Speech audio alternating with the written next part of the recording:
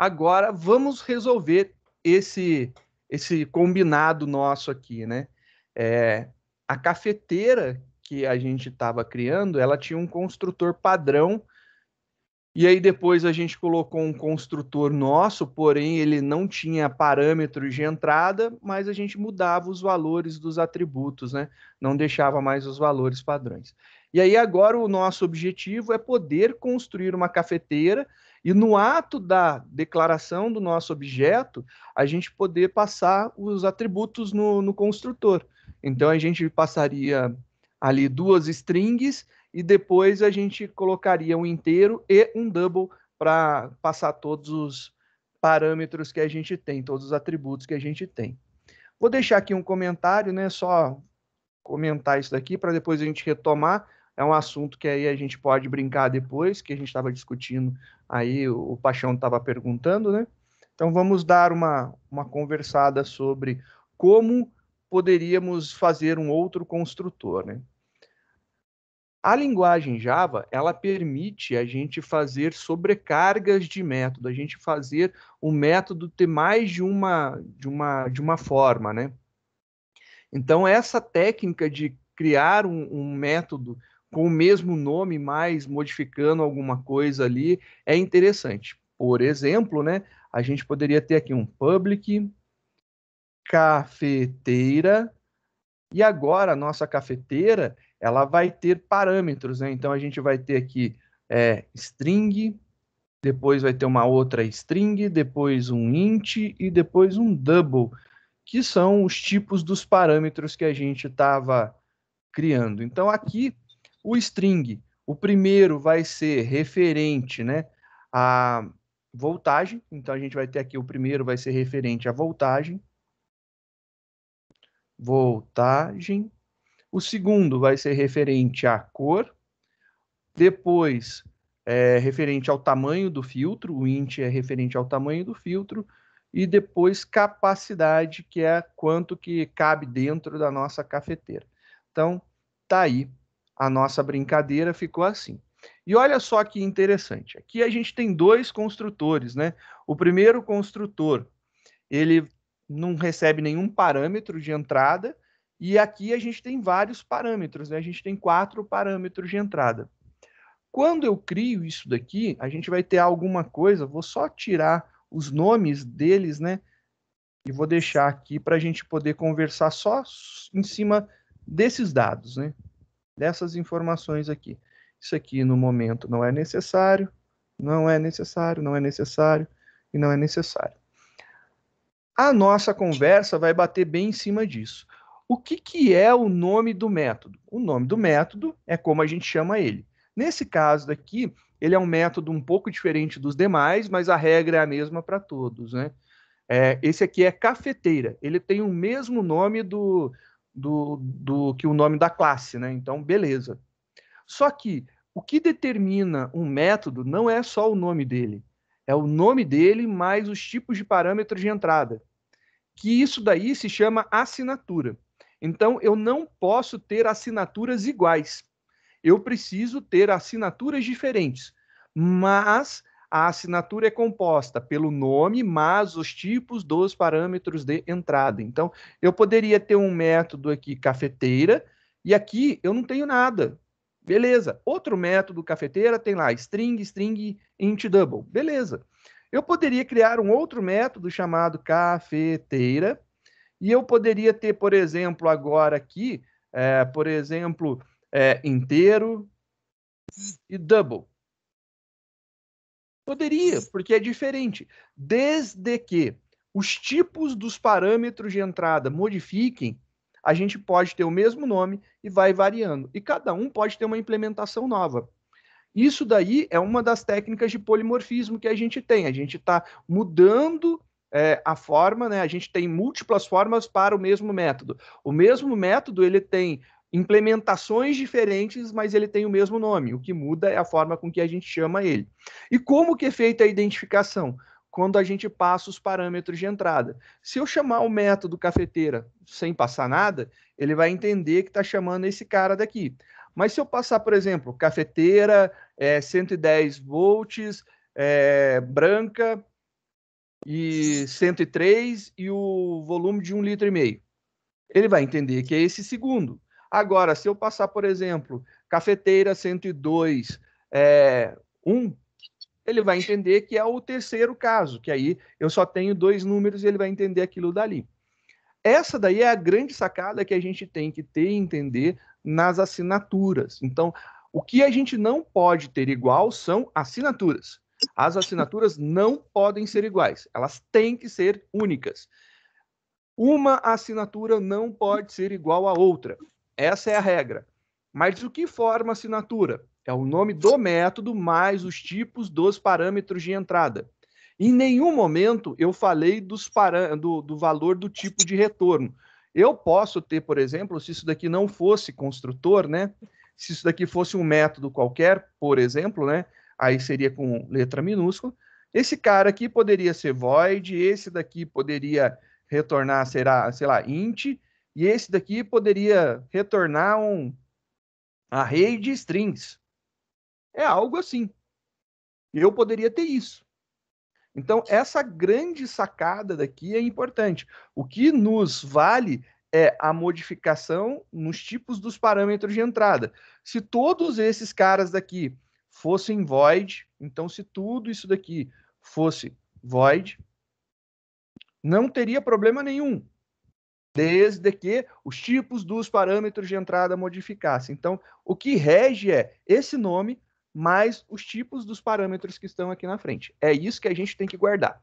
Guardou isso daí, fica fácil, porque agora você pode verificar, por exemplo, que qualquer método a gente pode fazer essa implementação. Esse daqui não tem nada, está vazio, não tem nenhum parâmetro de entrada, e esse daqui tem 4 parâmetros de entrada, 4 tipos diferentes, né?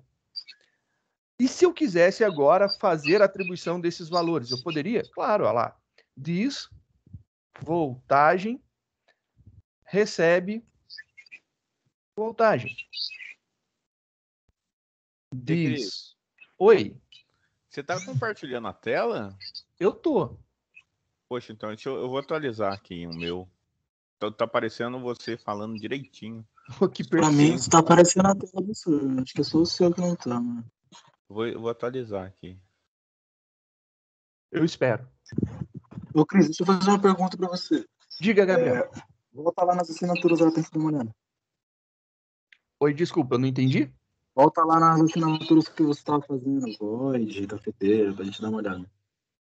Tá aqui no outro? Ou aqui Eu embaixo? acho que... Não, é lá mesmo onde estava antes. Ah, eu apaguei aquilo de lá. Deixa eu desfazer aqui. Ah, não, senhor. Ah, entendi. Isso aqui. Isso. Esse void de cafeteira funciona? Se funciona, faz o quê? Funciona. O que ele faz aí? Desculpa. Ele funciona assim. Eu posso fazer dessa forma, desde que eu crie um método que retorne void chamado cafeteira com C minúsculo. Eu posso. Eu estava dando um exemplo porque o que eu falei para o método construtor, ele serve para qualquer qualquer método, né?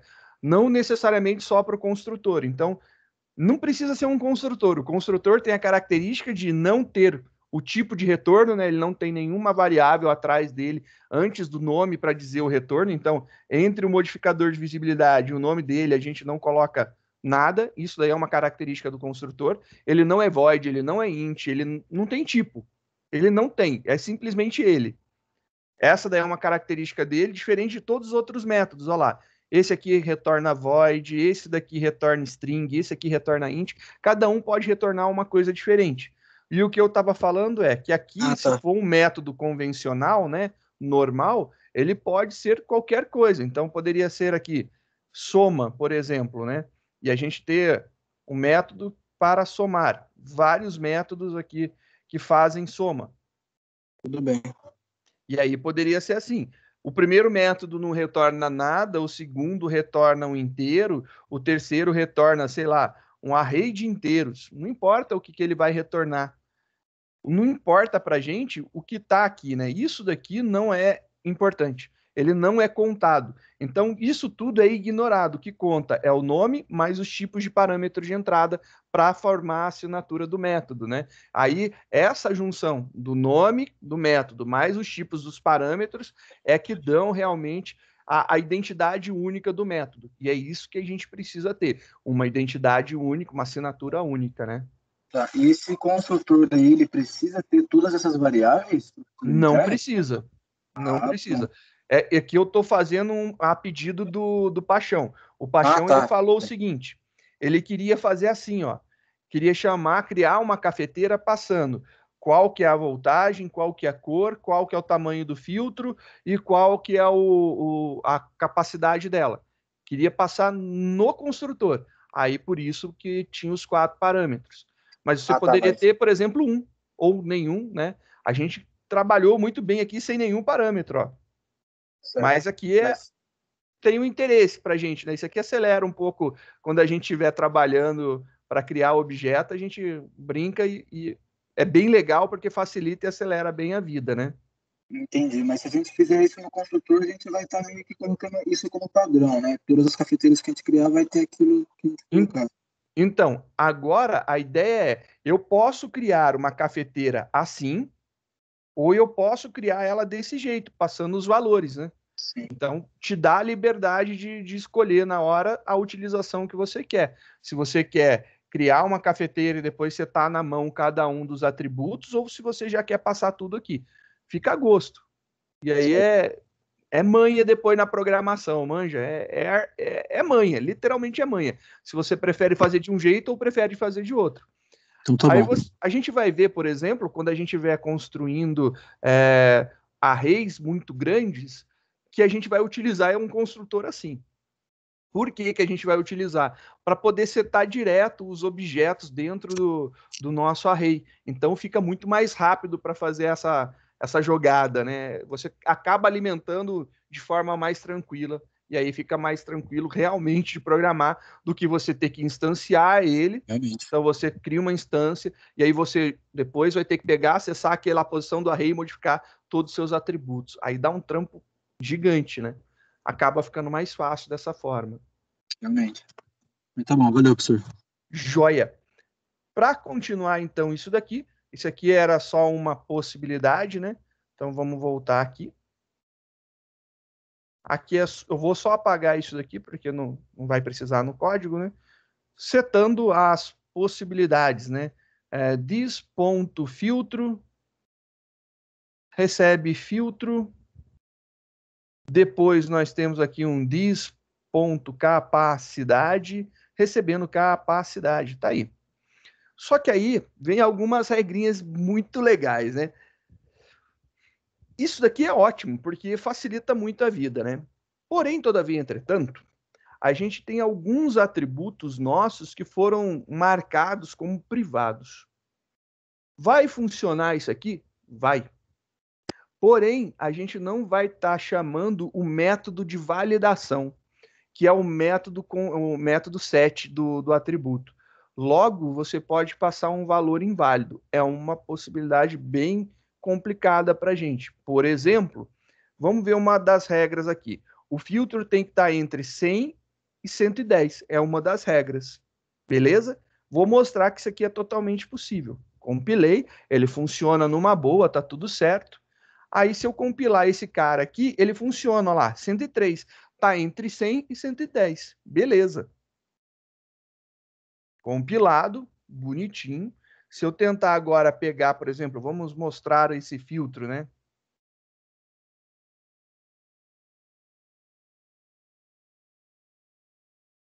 Esse aqui é um Cadence.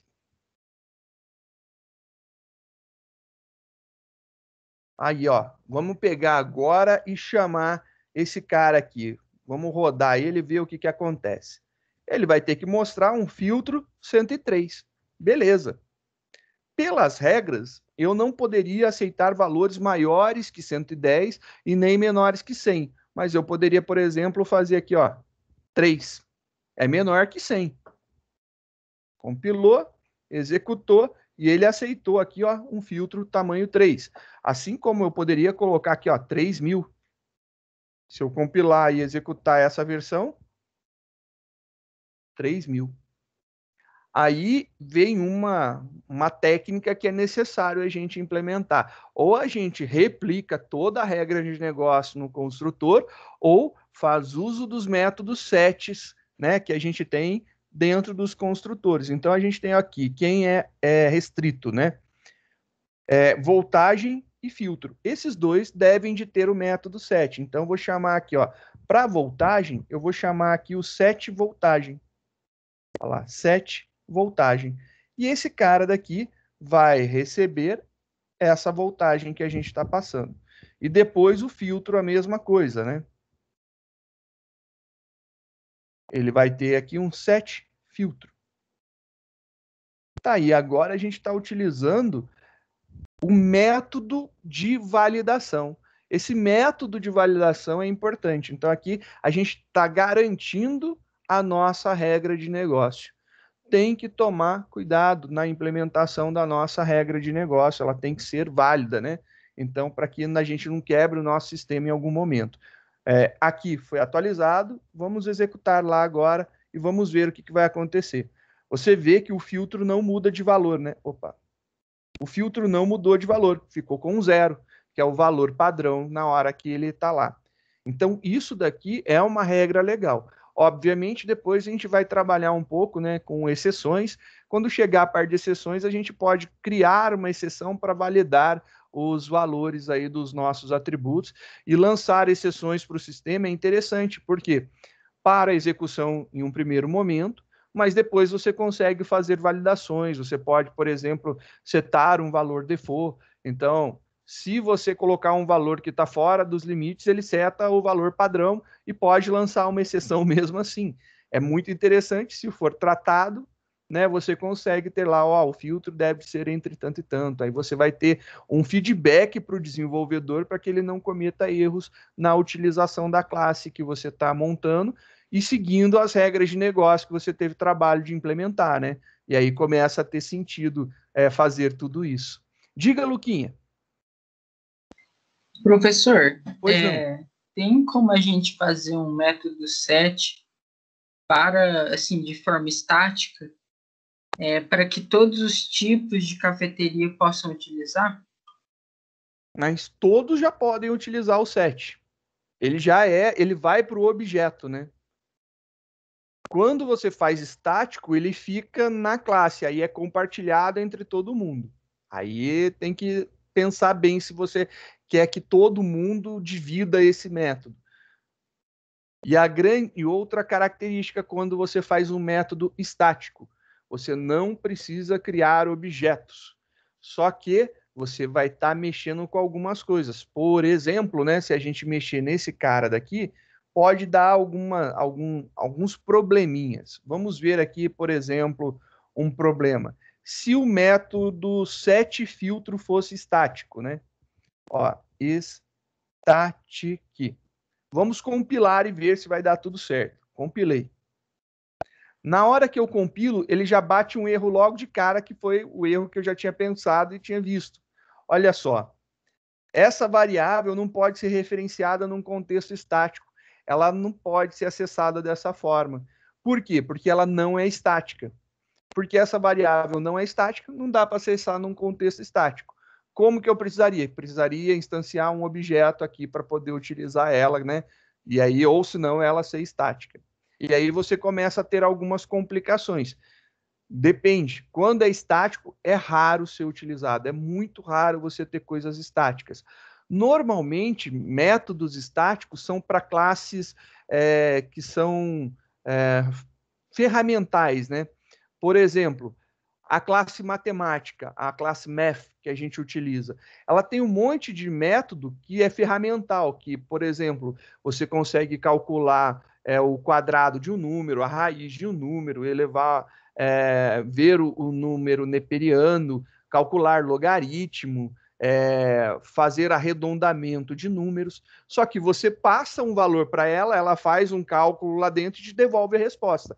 Ela não precisa fazer mais nada. É literalmente uma classe de função, né? Que para você tem lá um conjunto de ações que você quer trabalhar, elaborar, para que você possa sempre utilizar. Aí vale a pena. Normalmente nesse contexto. A gente vai estudar uma outra classe que eu já comentei hoje mais cedo, que é a classe Arrays. A classe Arrays, ela é uma classe totalmente estática, né? Tudo que tem dentro dela é estático. Por quê? Porque ela recebe alguma coisa, manipula isso aí e te devolve a resposta. Ela não tem nada dentro dela, você não cria objetos a partir dela. Não há necessidade de criar objetos para você utilizá-la, né? Então, é uma coisa interessante como ferramental. Tirando isso, normalmente você não vai criar uma classe. Se você quer, por exemplo, lidar, e aqui a gente está falando com uma cafeteira, né? Dificilmente eu vou ter um conjunto de ferramentas para cafeteira, né? Que seja compartilhado entre todo mundo e eu possa pegar cafeteira ponto, sei lá, esquentar água, né? Uma função específica dela. Ela pode aquecer água. Sim, mas a minha cafeteira pode aquecer água. A outra também pode aquecer água. A outra pode aquecer água. Mas ainda é pertencente à minha cafeteira. Não é algo específico, né? Que eu posso falar assim, qualquer cafeteira ou cafeteira esquenta a água e ela vai esquentar. E não é nesse conjunto do funcionamento dela. Ela não faz isso normalmente. Para isso daí você usa um ebulidor, né? Se quiser elétrico, né? A chaleira elétrica, né? E aí ela tem algo a mais, é diferente, ela não ferve a água, ela chega numa determinada temperatura, né? Então tem todo um controle diferenciado. Então, ser estático é um problema em muitos contextos. Se não for um conjunto de ferramentas que você está elaborando, dificilmente será estático. É uma regra que você pode seguir. Entendi. É que eu tinha confundido as definições, mas entendi sim. É bem nessa pegada. Pensa em ser um conjunto de ferramentas. Se você não tem um conjunto de ferramentas lá, um monte de método esquematizado, por exemplo, você pode ter um para calcular, para verificar se um CPF é válido. Não precisa ficar dentro de uma classe específica CPF, né? Você quer verificar um CPF. Só para verificar se ele é válido ou não. Um validador de CPF pode ser uma classe utilitária. E aí faz sentido, nesse momento, utilizar estático. Entendi. Desculpa. Mas é bem essa pegada. Se for alguma coisa utilitária. Se não for utilitário, normalmente não será estático. Já adianto muito para você nessa ideia. Aqui a gente teria que fazer várias implementações para poder tornar esse método estático, né? Então, esse atributo, ele tem que deixar de ser não estático, se transformar em estático, aí ele é compartilhado entre todo mundo, e aí toda a cafeteira terá o mesmo filtro, né? Assim que eu altero de uma, eu altero de todos. Aí fica meio complicado. Mas é nesse contexto mesmo. Entendi. Atualizado, vamos ver então. Joia. Aqui agora a gente tem algumas validações. Ele começou, você viu que se a gente passa um valor absurdo, né? Ele vai ter aqui, nesse momento, um valor que vai ser o zero. Já que é absurdo, ele vai deixar o valor padrão. Tem como arrumar isso? Tem. A gente setar um valor padrão antes. É totalmente possível. Então, o que eu posso fazer no meu construtor? Eu posso imaginar o seguinte, que a voltagem será 110, voltagem padrão. E aí ele seta a que ele quiser. Se der ruim, essa daqui está sendo a voltagem padrão. Aí ficou legal. Aqui a gente tem a tipagem dele, né? Vou até separar para a gente ver direitinho, né? Aí aqui ele faz para voltagem. A mesma coisa eu vou falar aqui no filtro, ó. Opa, esse ponto filtro, recebe. Vou colocar aqui o padrãozão 103 e olha lá, você tem o filtro de tamanho 103. Se ele passar qualquer coisa que é diferente, eu assumo esse valor como valor default. E aí fica legal. Vamos ver agora, esse aqui foi atualizado. Estou passando um filtro tamanho 3000. Ele fica com 103 como padrão. Essa daí é uma boa sacada. Ele tem um valor padrão. Se colocar qualquer coisa fora de contexto, ele assume um valor que não vai danificar ou estragar a execução do nosso programa de alguma forma. Então, é uma boa sacada você ter as colocações dos valores, né, primordiais antes. E aí fica interessante que a gente segura a regra de negócio, garante o funcionamento do nosso programa, não quebra ele de alguma forma esdrúxula, maluca que possa ter. Uma outra possibilidade, mostrar aqui para vocês, e se eu passar null? É uma string. Se é uma string, eu posso, né? É um objeto, eu posso colocar o valor null. Vamos ver aqui o que acontece. E aí ele dá um null point exception. Pá! Olha lá, problemão que é comum, né? Rodando. Mas vamos ver aonde esse problema ocorreu.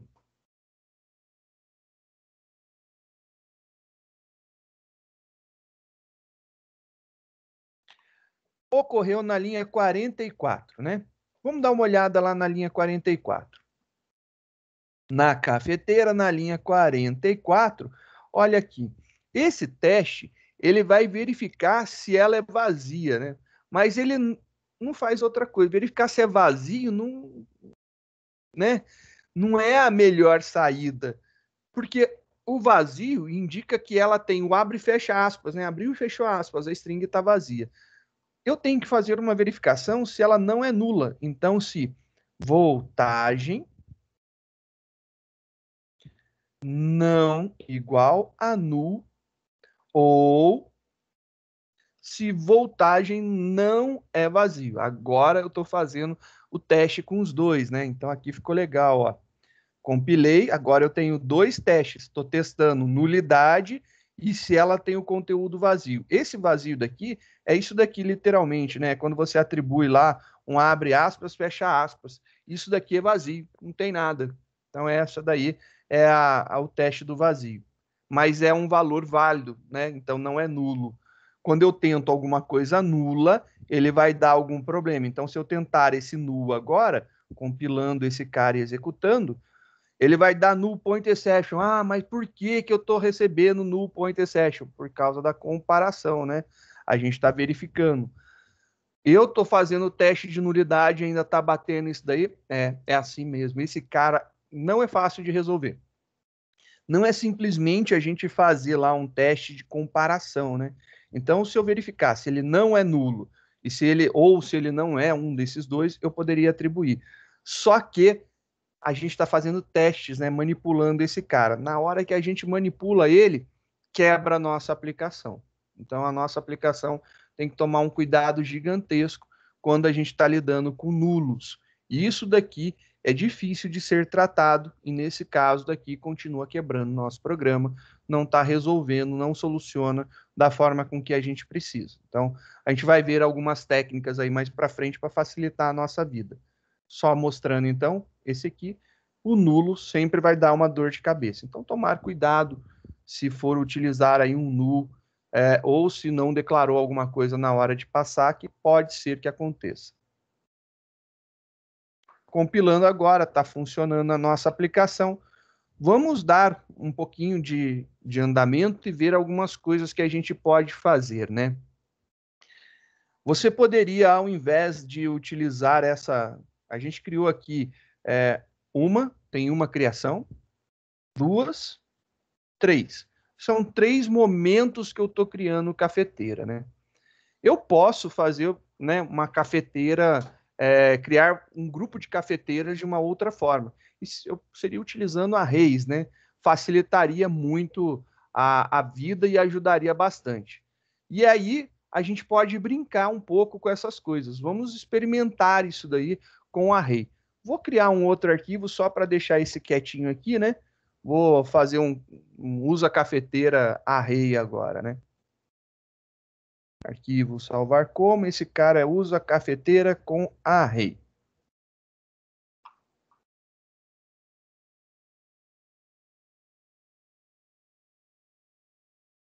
Só vou tirar o que não vai ser útil, né? Quem quiser continuar no mesmo arquivo pode continuar, eu só vou mudar para a gente poder trabalhar aqui as chamadas de uma forma um pouquinho melhor, né? Quando eu crio, né, um array, Vamos lembrar a criação de array, né? Então, poderia ser lá, int, array, abre e fecha, igual a new, a gente repete lá o tipo e diz quantas posições a gente vai querer. Por exemplo, 5 posições. Aqui a gente tem um array de inteiros de 5 posições. A mesma coisa acontece quando a gente vai criar um array de objetos. Então, a criação de array de objetos é a mesma coisa. Então, cafeteira. Aqui a gente vai colocar cafeteiras, abre e fecha, um conjunto de cafeteiras, igual a new, a gente repete lá o início, cafeteira, só que agora não é o construtor, é o abre e fecha colchetes, então não é parênteses, né? É o colchetes. E aqui eu digo quantas cafeteiras eu vou ter. Por exemplo, vou colocar aqui que eu posso ter 100 cafeteiras. Quando eu faço isso daqui, a gente tem uma declaração de cafeteiras. Seria a mesma coisa se eu fizesse dessa forma. Eu estou declarando, eu não instanciei. Aí vem um probleminha, né? Se você tentar imprimir esses caras daqui, então vamos fazer aqui uma impressão. System.out.println, e eu quero imprimir as minhas cafeteiras. Eu vou mudar para 10 só para poder caber tudo, tá bom? Então, 10 para a gente poder ver. E eu quero imprimir esse cara. Como que eu posso fazer isso daí? Tem uma classe utilitária que a gente vai explorar mais para frente, mas, por enquanto, vou utilizar só para impressão aqui. Import java.util.arrays, plural. E aí eu quero imprimir lá meus arrays, né? Então meu array cafeteira, arrays.toString, e agora eu vou passar aqui cafeteiras e belezinha, a gente vai imprimir nossas cafeteiras aqui.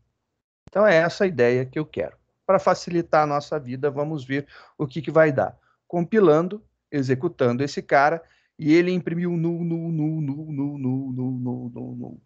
Putz grila, tudo nulo? Sim, não tem instância nenhuma. A gente não fez um new alguma coisa. O que eu poderia fazer, por exemplo? Vou tirar essa cadence daqui, que a gente não vai mais utilizá-la, né? Mas eu poderia falar assim, olha, cafeteiras na posição 0 é igual, e aí eu tenho lá guardado a instância daquela cafeteira que a gente tinha. Eu posso fazer isso daqui. E olha só agora, compilei, rodou, e aí ele mostra a cafeteira arroba alguma coisa. Vamos entender o que é esse cafeteira arroba alguma coisa. O que está acontecendo nesse momento? Ele está chamando o método toString de cafeteiras. Só que cafeteiras é do tipo cafeteira, então em cafeteira, eu procurando não tem o método toString. Lembrando a parte de herança, acontece uma herança implícita, né?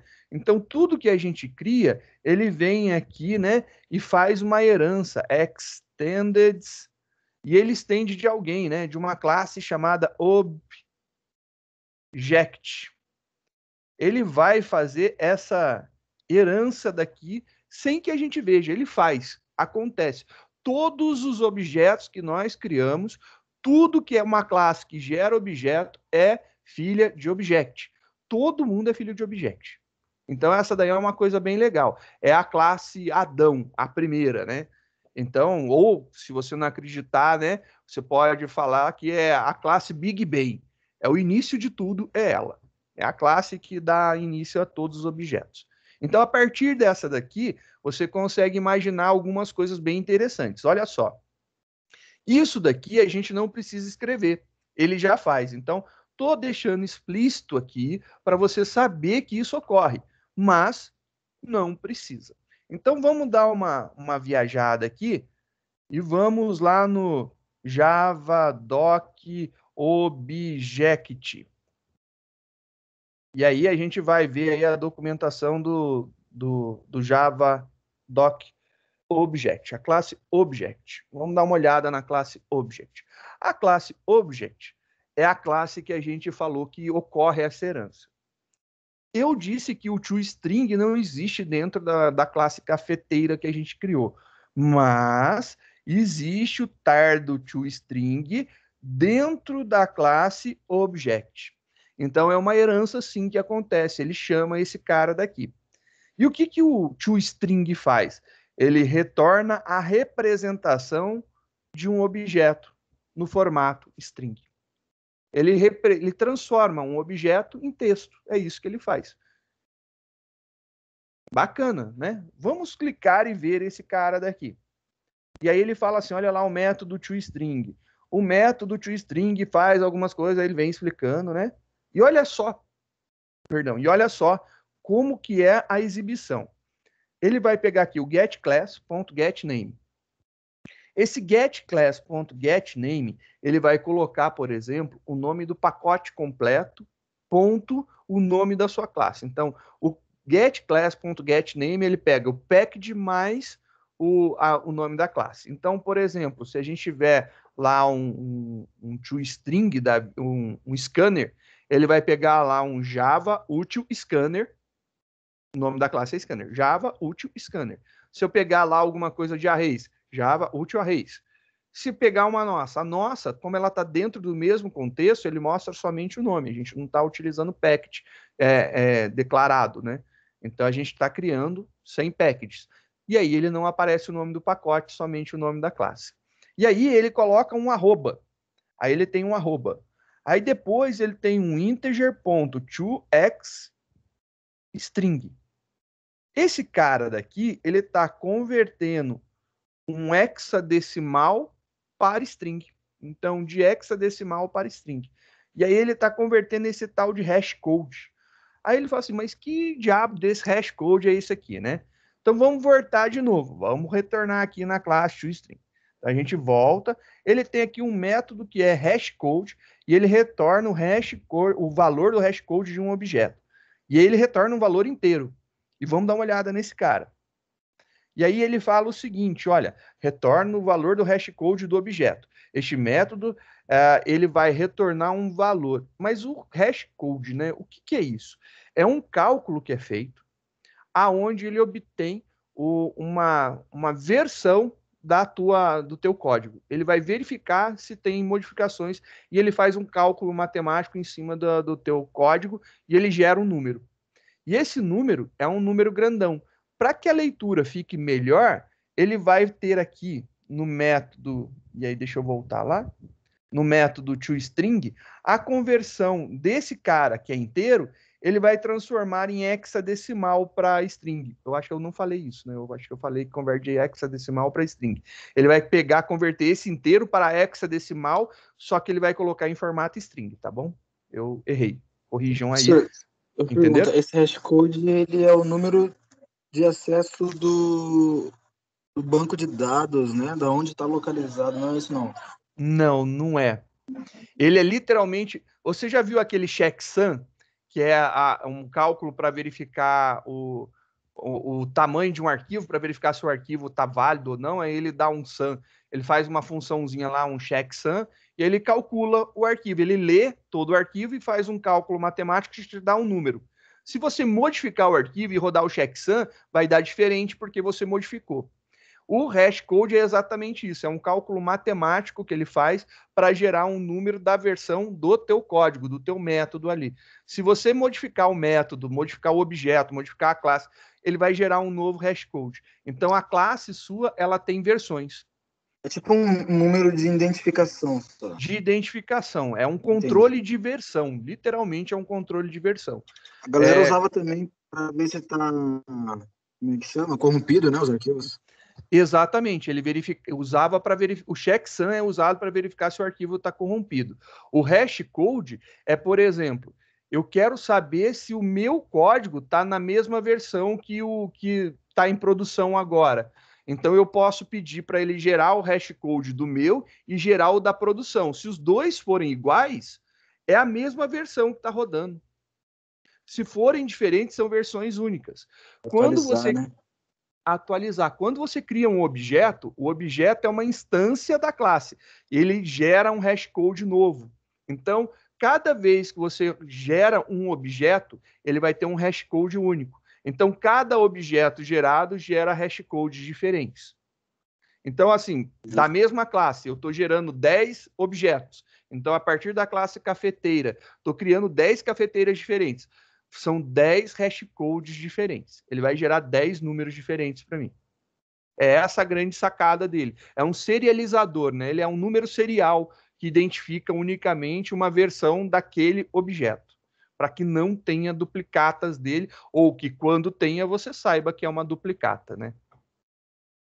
E aí, o que acontece? É essa grande sacada aqui do toString, né?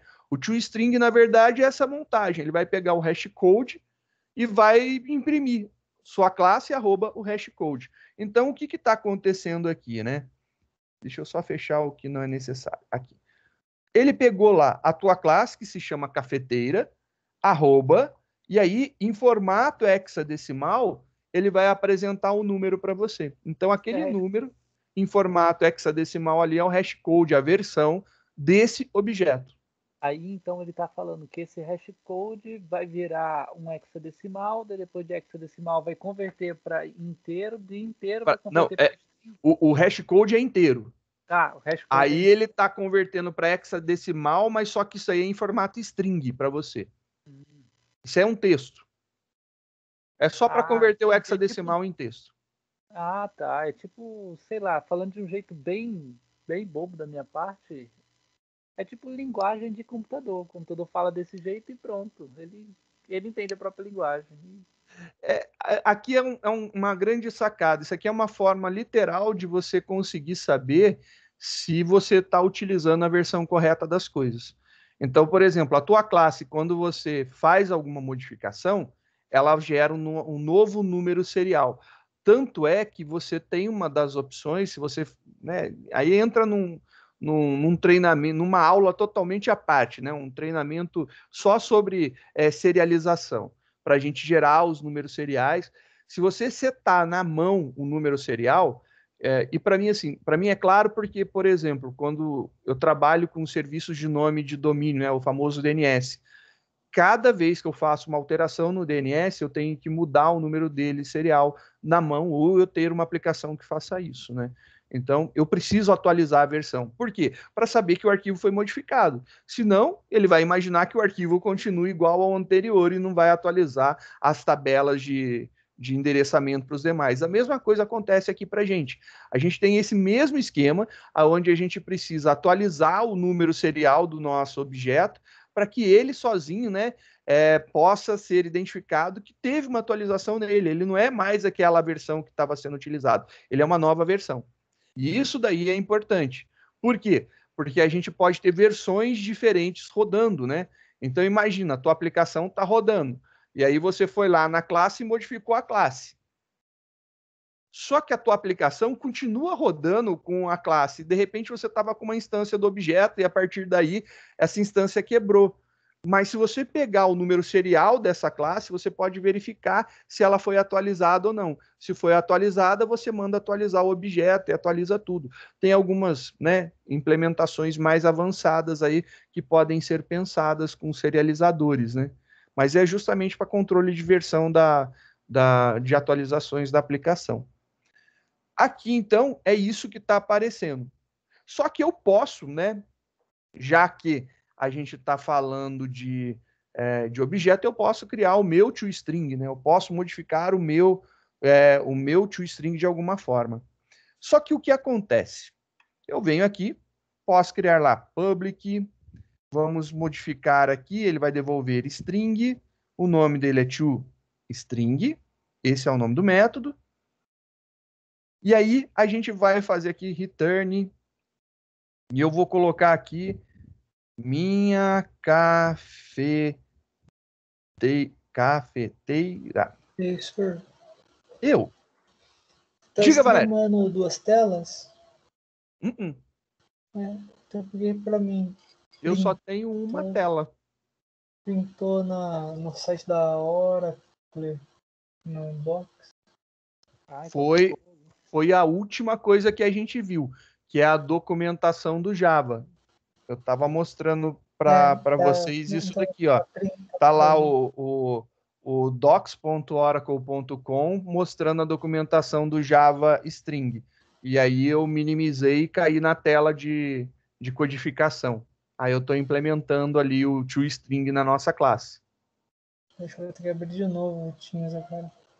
Porque agora voltou normal. É o Teams sendo o Teams, né? O tempo de atualização dele vai demorando de vez em quando. Eu não tava, quando eu fui fazer chamada no término da aula anterior, eu não estava vendo a lista de alunos. Simplesmente sumiu, não aparecia. Simples desse jeito. O que acontece aqui, né? Quando eu faço dessa forma, o toString, ele vai funcionar numa boa, mas é uma boa prática você indicar que esse cara, na verdade, ele não é dessa classe. Ele, na verdade, é um override de outra classe, né? Ele é uma sobrescrita de outra classe. A gente tem esse método criado em um outro lugar. Então, existe um annotation, que é normalmente dado pelo arroba. Você coloca arroba e faz uma das anotações, né? Então, existe uma anotação chamada override. E essa anotação override, ela funciona literalmente para indicar para o compilador do Java que esse método que eu estou criando, ele é sobrescrita de um outro método de uma superclasse. E aí, então, ele consegue entender isso daí, e aí fica mais tranquilo. Vamos lá, compilei. Se não colocar, funciona também, não tem problema. Mas é uma boa prática fazer tudo direitinho. Se eu executar agora esse programa, você vai ver que ele vai aparecer aqui minha cafeteira. Se eu criar mais um objeto, ele vai chamar de minha cafeteira também. Ele vai fazer a implementação lá e vai chamar minha cafeteira. Por exemplo, se eu pegar agora e falar que eu não quero, sei lá, quero na posição 5, 220, preta, 103 e só tem 1 litro. Então, posso fazer isso daqui, compilou, executou, e aí ele mostrou minha cafeteira aqui e minha cafeteira lá na frente, que é a conversão para string da minha classe cafeteira. Eu estou convertendo ela para string dessa forma. Seria legal a gente melhorar essa apresentação. Então, eu vou melhorar essa apresentação para ficar com alguma informação um pouco mais útil, né? Aqui, vou colocar, por exemplo, um abre e fecha chaves, e a gente vai colocar a voltagem.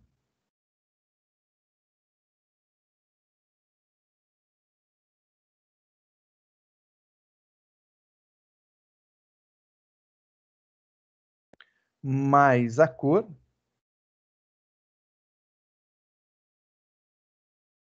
Por exemplo, vou deixar a voltagem mais a cor. Compilando esse cara, indo lá no outro, executando agora, olha só a diferença. 110 amarela, 220 preta. Que é exatamente aqui, ó, 110 amarela, 220 da cor preta. A gente tem aí essa possibilidade da conversão. Começa a acelerar a nossa vida e facilitar. Um problema é que a gente está lidando com array. O array, ele é de tamanho fixo. E eu posso acessar suas várias posições. Essa grande sacada que a gente tem aqui, então, de você ter um construtor que possa passar todos os parâmetros que já são obrigatórios ou exigidos para construir o teu objeto, é uma ótima, facilita, porque você pode fazer todos eles aí acontecerem bonitinho. Ou ainda, né, você poderia vir aqui e fazer algo assim. Eu vou deixar essas duas linhas comentadas. Você poderia fazer um iterador, né? Fazer um for e iterar todo o teu array instanciando cafeteiras. Então, a gente vem aqui um int i começando na posição 0 e sendo menor que cafeteiras.length e mais. Então, estou iterando todo o meu array, passando por todas as posições. Caso seja interessante, você poderia fazer dessa forma. Cafeteiras na posição do i é igual a new cafeteira. E aqui eu estou chamando o construtor padrão. Posso fazer assim. Ele vai criar exatamente todos iguais. Poderia chamar, né, e criar todos de um único modelo, né, de uma única forma, né? Todas 110 da cor vermelha, por exemplo. Poderia fazer isso. Vamos ver agora isso daqui dessa forma, né? Cafeteira.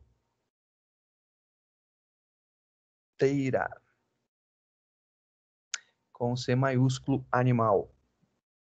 Mudou? Não. Foi. Agora sim. Pronto. Compilou esse cara, rodou. Você vai ver que ele... Deixa eu... Compilou. Rodou. Você vai ver que ele tem um monte de... Só estender aqui. No azul, no azul, no azul, no azul, no azul. Cada um deles é nu e azul. Por quê? Porque esse valor daqui, na hora da criação, então vamos ver lá o nosso método construtor. O nosso construtor padrão, ele fala que a cor é azul, e eu não vou falar nada quanto à tensão. Então, a tensão, a voltagem, vai ficar nu, e a cor vai ficar azul. Então, para todos, ele vai ter nu e azul. Se você colocar a voltagem aqui, por exemplo, voltagem padrão, por exemplo,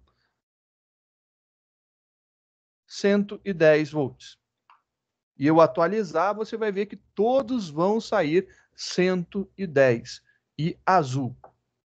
Então, executando esse cara, agora todos são 110 e azul. É uma coisa bem interessante aí para facilitar a nossa vida para criar objetos. Como eu disse, essa daqui foi a chamada com o construtor padrão, mas eu poderia fazer, por exemplo, a chamada com um construtor um pouco mais elaborado que a gente tem aqui, né? Então, seria algo assim. Opa, tinha cafeteira aqui. 110, vou colocar aqui vermelha, padrão 103, e aqui vamos colocar de 1 litro. Então, esse aqui seria o nosso padrão. Então, eu poderia fazer isso daqui. Todas as cafeteiras vão ficar 110 vermelha. Então, olha lá, todas são 110 vermelha. A gente está fazendo aí uma exibição agrupada do que a gente tem, né? É uma boa sacada, é uma boa ideia, funciona bem essa jogadinha nossa aqui, resolve, é bem bacana, funciona para a gente fazer muita coisa. Então, declaração de array de objeto tem um detalhe importante que a gente deve de seguir e prestar muita atenção, né? Que quando a gente declara o nosso array, ele simplesmente está dizendo que terá 10 posições do tipo cafeteira. Mas não ocorreu a criação dos objetos em cada uma de suas posições. Então, essas 10 posições ainda estão nulas. Eu preciso ir lá e instanciar cada uma dessas posições, colocando objetos lá dentro, senão a gente não vai ter nada para acessar, vai ter só nu, nu e nu e nu. Aí fica meio complicado de trabalhar. Essa daqui é uma ideia. Gostaria de conversar aí rapidamente, antes que acabe o nosso horário de aula. Na próxima aula, a gente vai falar de polimorfismo. No polimorfismo, vai acontecer algumas coisas. Então, por exemplo, a gente vai poder criar tipos de cafeteiras diferentes. A gente pode fazer cafeteiras, uma cafeteira industrial. E aí, a cafeteira industrial tem um motor trifásico, por exemplo. Não sei para quê, mas vai ter. Foi o que eu tinha pensado aqui. Vai ter lá um motorzão industrial. E aí a gente pode seguir essa ideia. Eu gostaria só de adiantar algumas classes, né, para a gente poder fazer alguns desenhos e dizer isso daí, né, o que vai ter e o que não vai ter. Para tanto, eu vou modificar, vou criar uma nova versão de cafeteira, porque eu quero tirar o o filtro. O filtro eu quero colocar em cafeteira de café coado, né? Porque cafeteira expressa não tem filtro. Então, eu quero fazer essas modificações. Eu vou fazer essas modificaçõezinhas aqui, vou criar uma pastinha separada para a nossa revisão de polimorfismo, e aí a gente vai fazer na próxima aula todas as explicações sobre isso daí. Então, só vou fazendo essas montagens agora. E aí a gente segue essa ideia, tá bom? Então, só para a gente poder ter uma versão diferente, criar uma pastinha aqui só para o polimorfismo, né?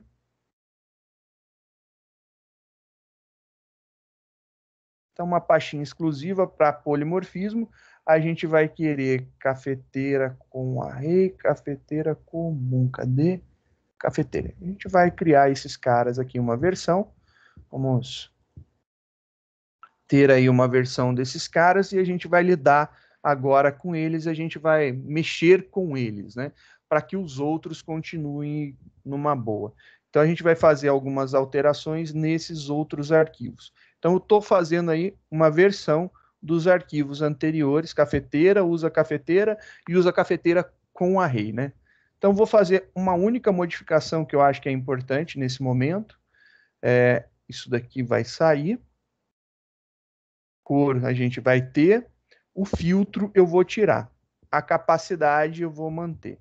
Todos eles eu vou colocar lá como privado, então vai ter aqui um private aqui também. Então vou deixar isso daí. Aqui são exemplos, né?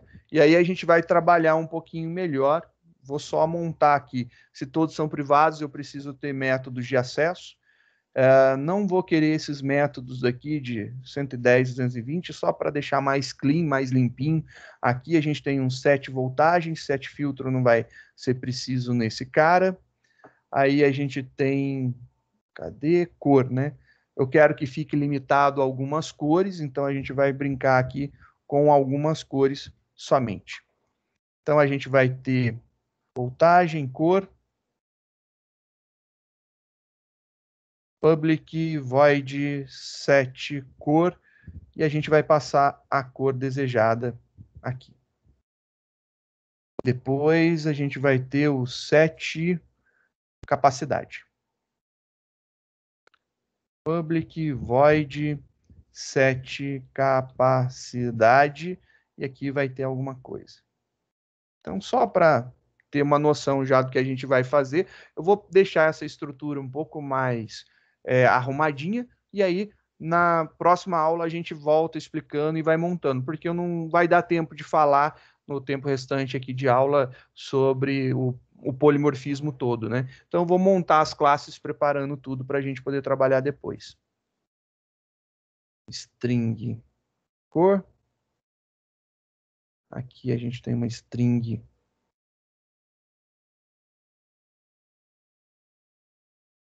capacidade, não é string, né? Capacidade é double.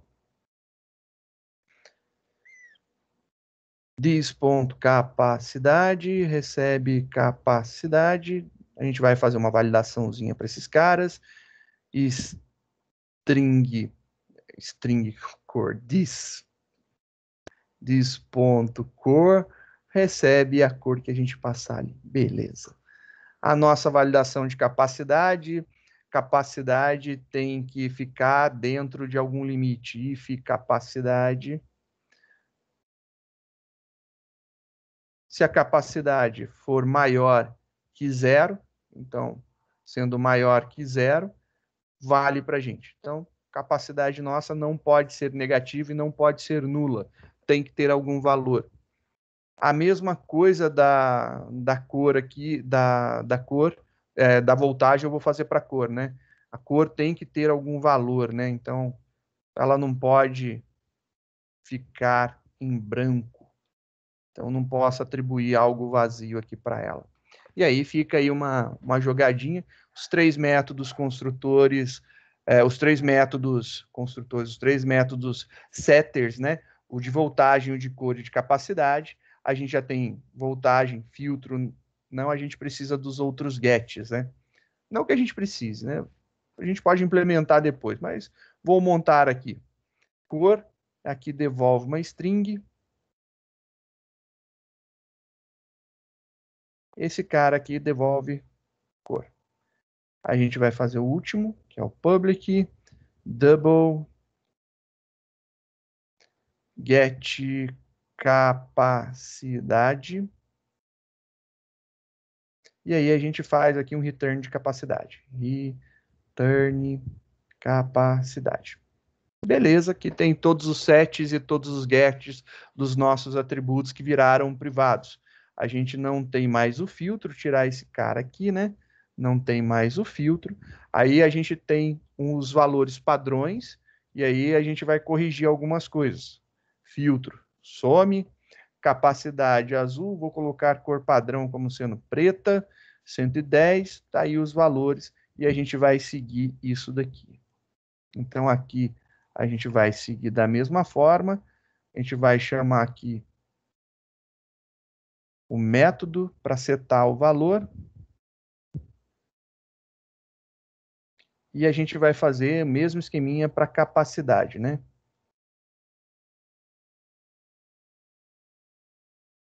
Capacidade igual a 1 litro.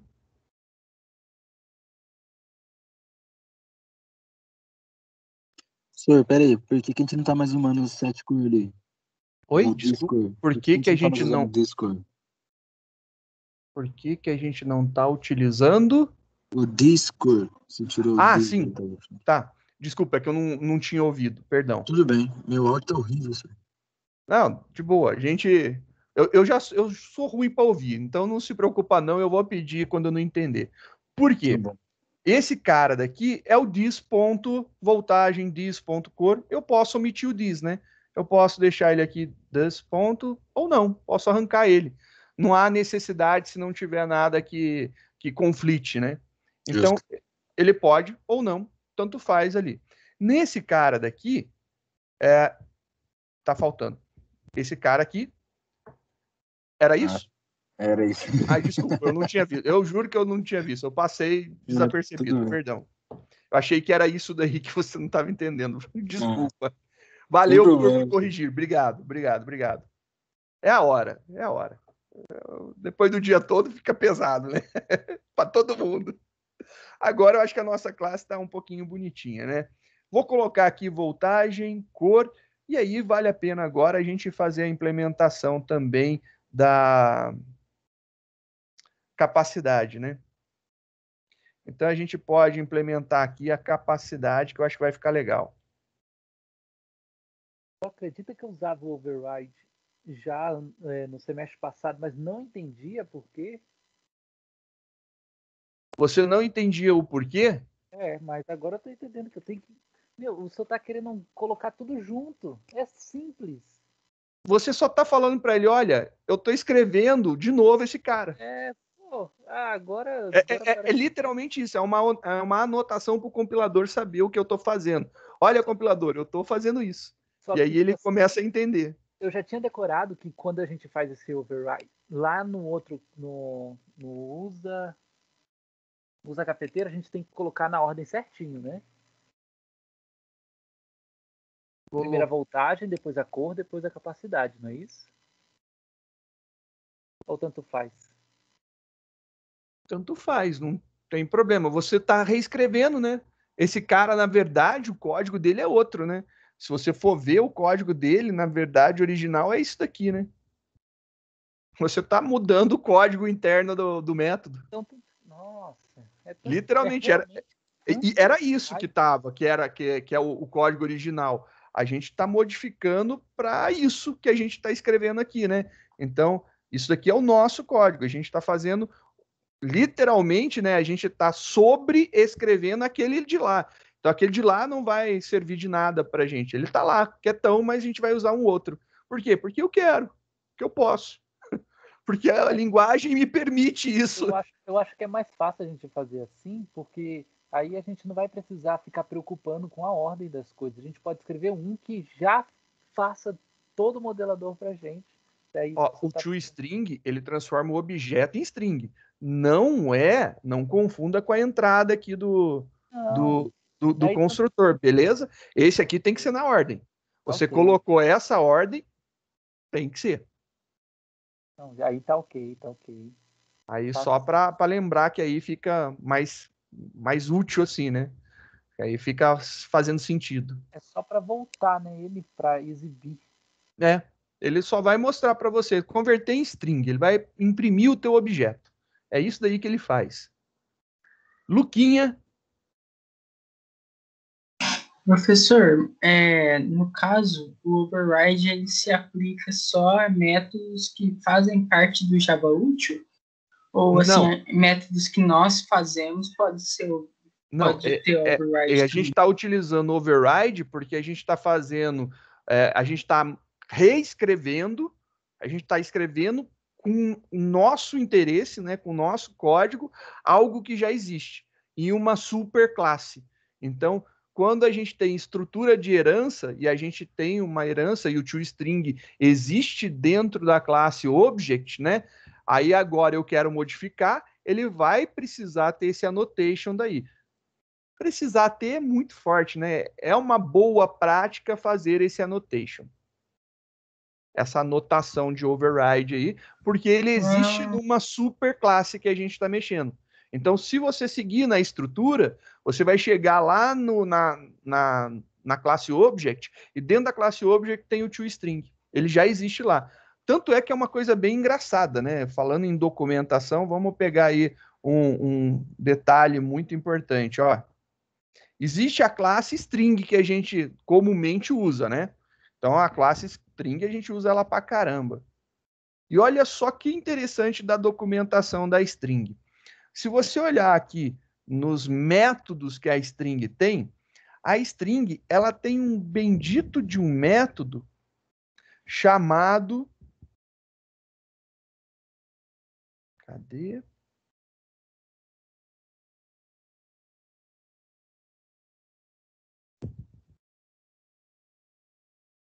toString.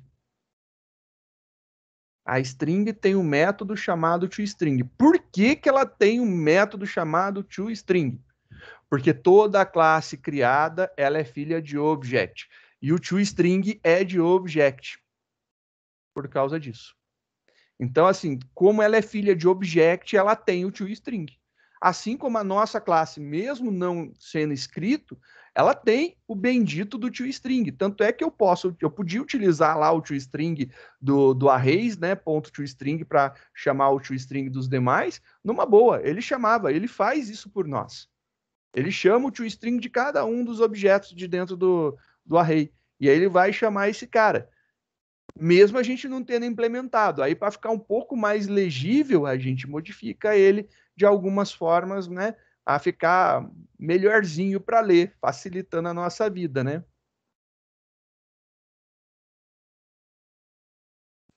Ah, entendi. Essa é a grande sacada do toString. Ele existe no object, por isso a gente tem que anotar o override, né? É só por causa disso. É uma herança indireta, né? Diga, Valério. Se tirar o override e mudar o nome do toString... Aí você está criando outro método.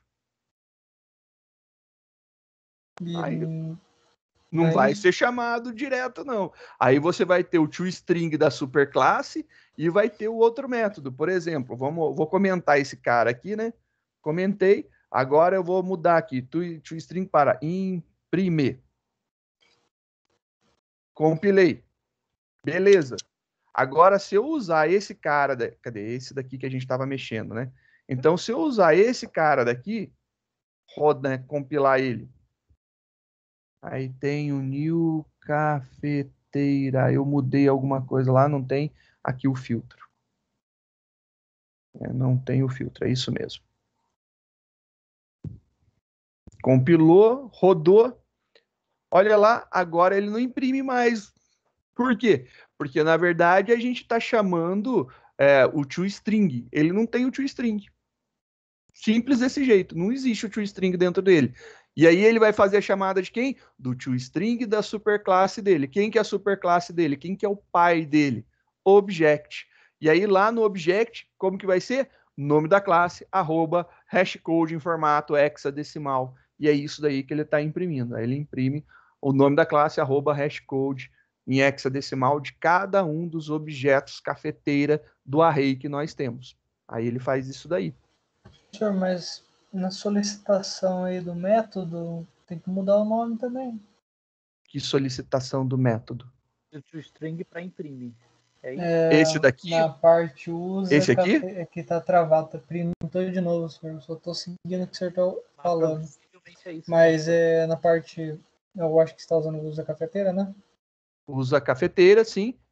Não, E o toString é do arrays.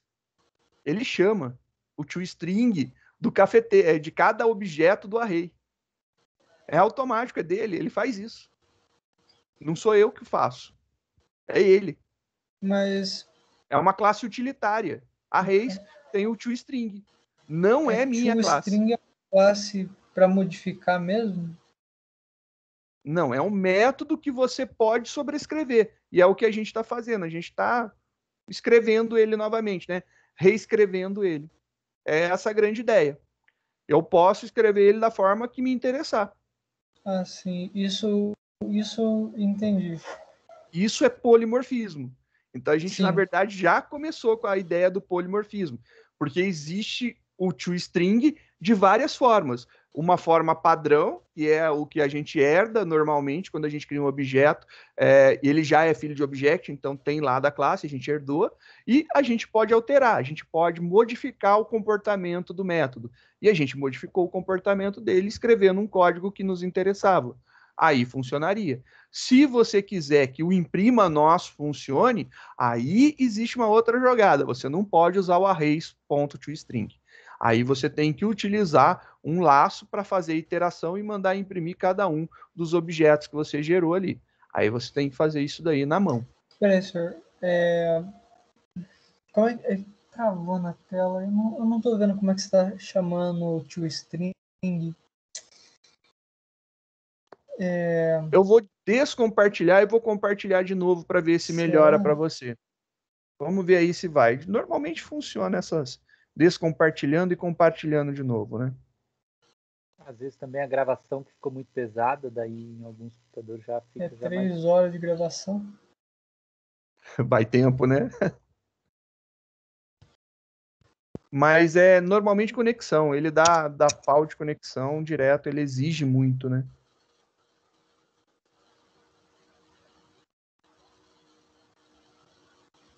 Ah, sim. Arrays, Voltou? toString, tô vendo. É do arrays. O toString é um método do arrays. Ele é um método modificado do arrays para receber. Ele é um método estático? Ele é um método estático. Vamos pesquisar a classe arrays. Beleza. Olha aqui, Então tá vamos explicado pesquisar. aquele negócio. Isso, senhor. Aqui, ó. Então tá explicado o fato arrays. de ser... como é que é? Sobrescrever ele e no sistema inteiro ele funciona daquele jeito, é isso? Calma. Não confunda uma coisa com outra coisa, entendeu?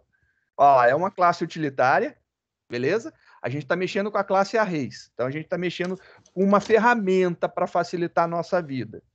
Dentro dela, ela tem um bendito de um toString. Estou rodando lá para baixo, que ela tem método para caramba. E você pode ver estático, aqui, ó, tudo estático. E aí tá lá no final, tem método para dedéu. PQRS aqui, ó, toString. Aí ela tem várias implementações do toString. Uma que recebe um array de booleano, uma que recebe array de byte, outra que recebe array de char, array de double, array de float, array de int, array de long, array de short e array de object. É isso daqui que ela está recebendo. A nossa é essa daqui, é essa implementação que está acontecendo. Ela está recebendo aqui um array de objetos, porque cafeteira é uma classe, então gera objetos. Então, array de objetos. Faltam 5 minutos. Faltam 5 minutos para o término do horário agendado. Notificação aqui. Professor, diga.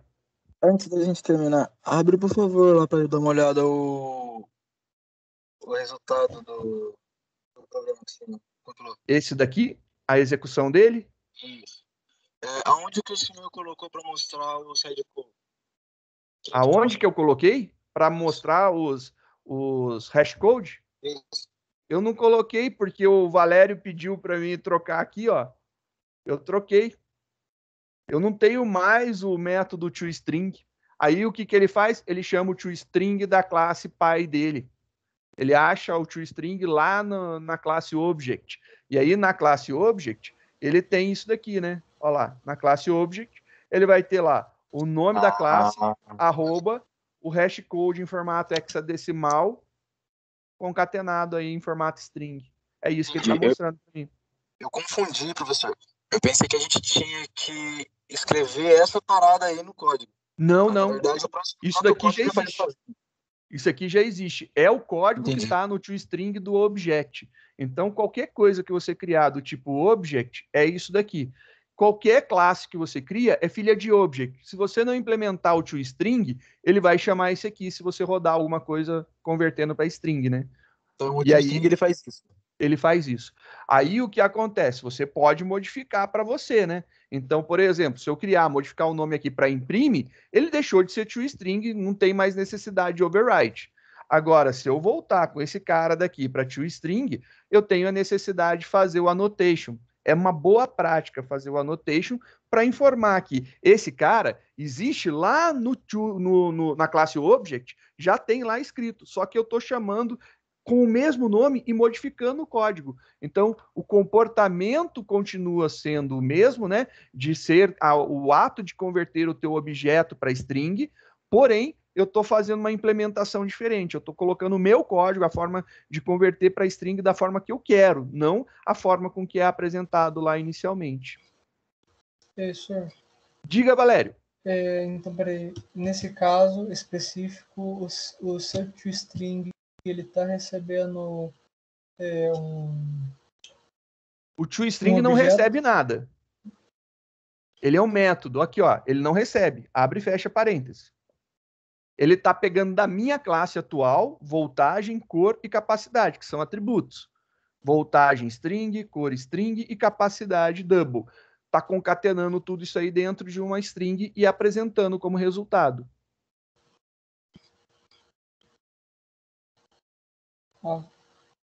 Literalmente, eu mudei a forma. É que esse cara daqui, você tem que lembrar que esse aqui é o original.